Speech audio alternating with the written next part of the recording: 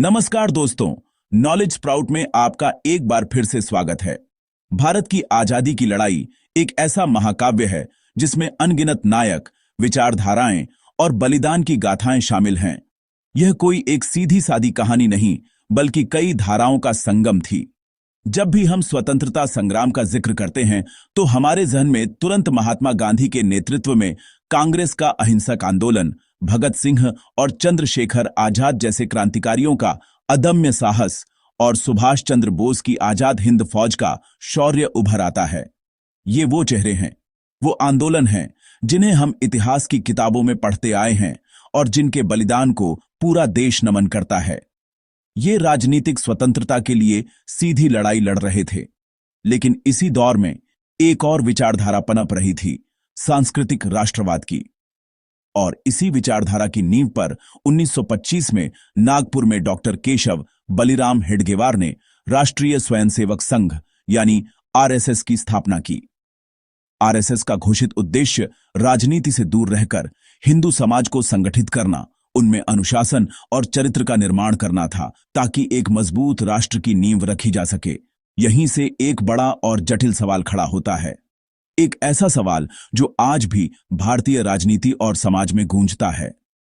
क्या आरएसएस, जो खुद को एक सांस्कृतिक संगठन कहता था, भारत की आजादी की लड़ाई से पूरी तरह अलग रहा?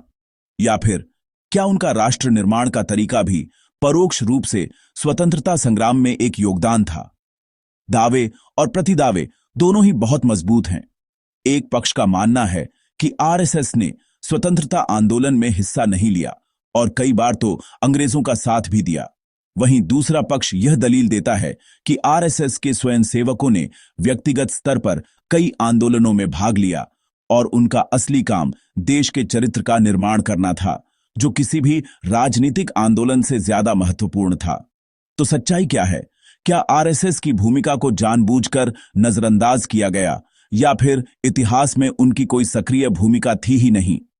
आज के इस वीडियो में हम इसी ऐतिहासिक पहेली को सुलझाने की कोशिश करेंगे।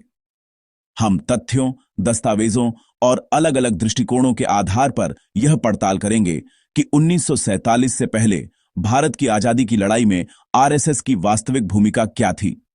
चलिए, बिना किसी पक्षपात के इतिहास के पन्नों को पलटते हैं और इस विवादित सवाल का जवाब ढूंढते हैं। 20वीं सदी का दूसरा दशक भारत के लिए एक उथल-पुथल भरा दौर था।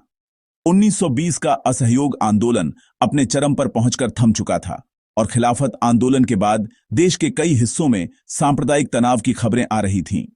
इसी माहौल में एक युवा डॉक्टर और स्वतंत्रता सेनानी डॉ. केशव बलिराम हेडगेवार भारत की समस्याओं का एक स्थायी समाधान ढूंढ रहे थे।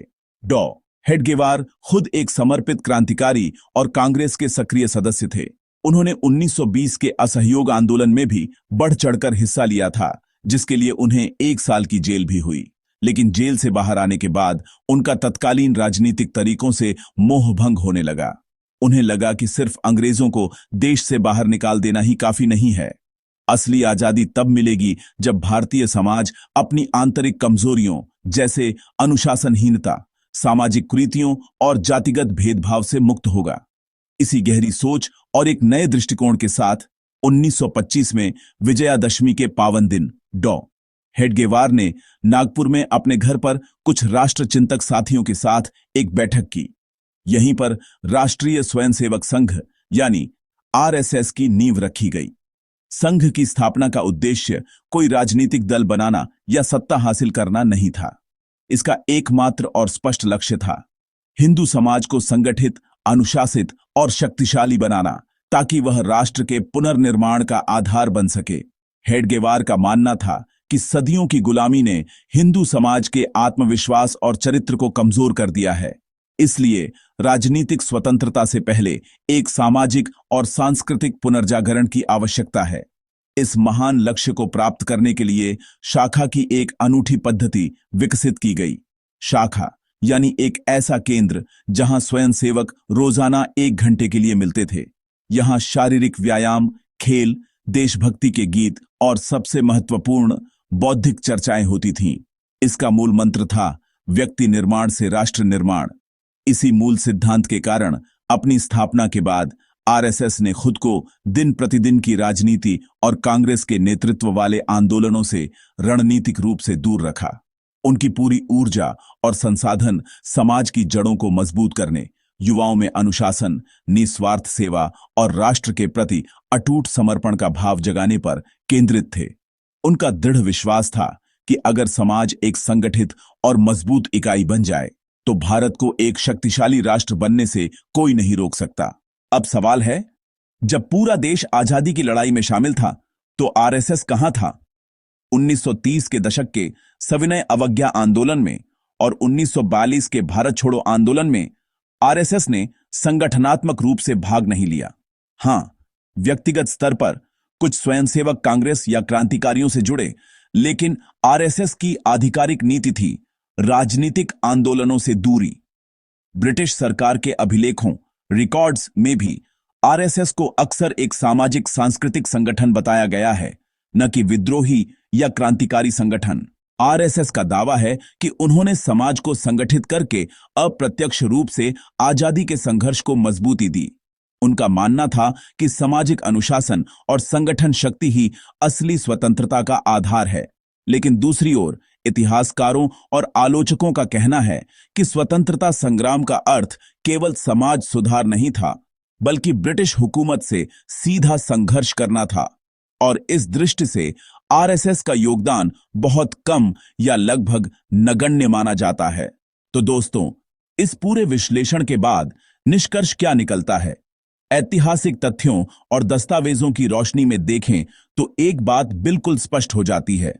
राष्ट्रीय स्वयंसेवक संघ ने एक संगठन के तौर पर भारत के स्वतंत्रता संग्राम के राजनीतिक आंदोलनों में सीधे तौर पर हिस्सा नहीं लिया। जैसा कि हमने देखा, संघ के संस्थापक डॉ. हेडगेवार और बाद में गुरु गोलवलकर का मानना था कि असली आजादी केवल राजनीतिक सत्ता का हस्तांतरण नहीं है, बल्कि यह एक सशक्त, अनुशासित और संगठित समाज के निर्माण से ही संभव है। उनकी प्राथमिकता ब्रिटिश शासन के खिलाफ संघर्ष करने के बजाय हिंदू समाज को आंतरिक रूप से मजबूत करना था। हां, यह भी सच है कि कई स्वयंसेवक व्यक्तिगत स्तर पर देशभक्ति की भावना से भरे हुए थे। उन्होंने अपनी अंतरात्मा की आवाज सुनकर सविनय अवज्ञा आंदोलन और भारत छोड़ो आंदोलन जैसे संघर्षों में हिस्सा लिया। लेकिन यह उनकी व्यक्तिगत पसंद थी, संघ के किसी आधिकारिक आदेश का परिणाम नहीं, और यहीं से यह पूरा विषय विवादास्पद हो जाता है। आलोचकों का तर्क है कि जब पूरा देश अंग्रेजों के खिलाफ एकजुट हो रहा था, तब आरएसएस का राजनीतिक संघर्ष से दूर रहना एक तरह से राष्ट्रीय आंदोलन को कमजोर करना था। वे इसे एक ऐतिहासिक भूल मानते हैं।